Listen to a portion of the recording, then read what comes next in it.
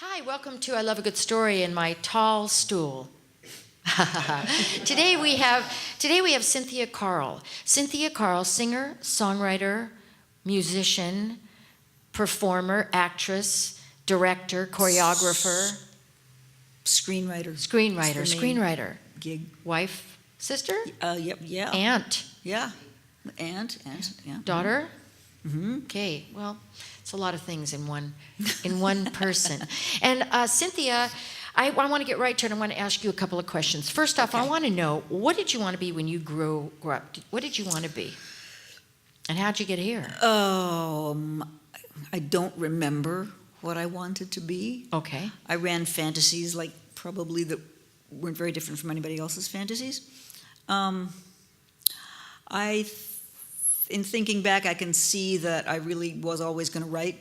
I mean, when I play things back, I get how that was rolling out. So you don't think that there's any, do you believe that if you, somebody else said, Gary Stockdale said, if you cannot do this, what you do, Mm-hmm. don't do it.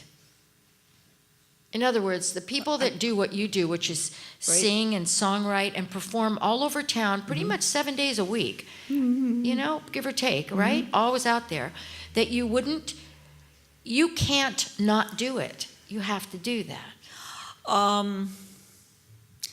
Yeah, I think that's fair.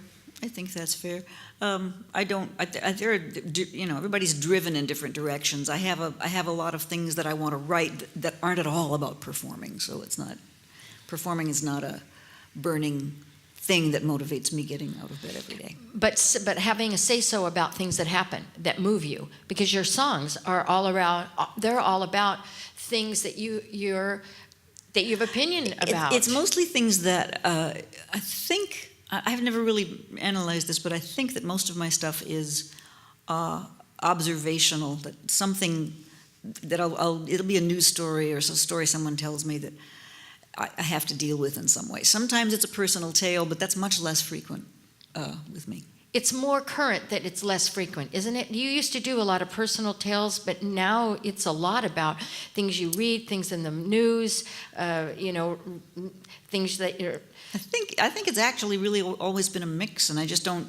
The new stuff tends to be, well, if it's personal, it's goofy, and if it's in the news, it's wherever it, takes me. Yeah. Okay, I want to ask you, so you have a lot of training, because you just in case you haven't heard Cynthia yet, she's a classically trained voice? Is that true? No, It's I not. never studied singing. Really? No, I studied acting. My training was, I went to Carnegie Mellon, which is a major, pound you into the dirt acting program. Where's It's very that? demanding, Pittsburgh. Okay, and how long did you do that? I have a BFA from there, and then I started graduate school at the University of Minnesota, and as a fellow of the Bush Foundation, and I couldn't stand school anymore, so I just chucked all that and started acting, moved to New York. And how did you learn to play the guitar? Were you trained? No, You weren't trained to No, play the guitar. No, and if you really watch closely, you can really tell that I'm not, because it's one of those... I don't think we watched that closely then, because he could fool me. Yeah, no, I'm not, I'm like Harpo, I'm making a lot of things up about how the Do you read instruments music? played. Yes, I can read music because I'm a choral geek, and I love to sing choral music. Okay, and you have Christmas Smackdown. That's a yearly production. Yeah. Tell us about that. Oh, the Christmas Smackdown, it's about the most fun that you can have, and that I can have. It's a show that Mark Nutter, he's pretty much my brother. He's brilliant. He wrote a show called The Bicycle Men that is indescribably funny. Did you ever see Yes. The Bicycle Men? I've seen it. I brought people to it. The Bicycle Men. I saw that show Wonderful. before I even met Nutter. I saw that show 7 times because it made me laugh that much. So much, yes. And then we got together, and we did a couple of shows where we just pull our tunes in.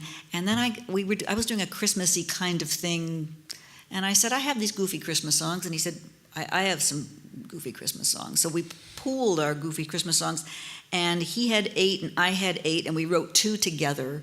So it was kind of the Brady Bunch. It's It was sort of hysterical. a I've Brady seen the Bunch. show. And you put it on We've done it here, we've done it in Chicago, we've done it in New York. Is it always at these little diner, little places, or do you do it all big venues, little venues? No, in New York, it was one of my favorite places. It was at the, what used to be called the Downstairs Theater Bar at the West Bank, and now it's called the Lauri Beachman. And that was wonderful. That was just great. And then in Chicago, it was at I.O. Okay. in their previous, the space they've just moved out of Right, because right. they have a new location. So if you could tell a person out there, a person coming up and wanting to do what you do, could you offer them any advice or? Sure. I would say if there's anything else in the world that feeds you at all, skip this business. That's what I'd say. Cynthia If there's Carle. some place you can be happy, that's, is all. Well, you heard it. And I love a good story. Cynthia Carle, thank you so much. Thank you. CD Baby, Cynthia Carle, where can they find you? Where? Yeah, you can find my music on CD Baby. I'm about to release put on YouTube a single called Angels. You know that song? Oh, yes. Yes, there's a video. Yes. And I'm just Oh. about to roll it out onto YouTube.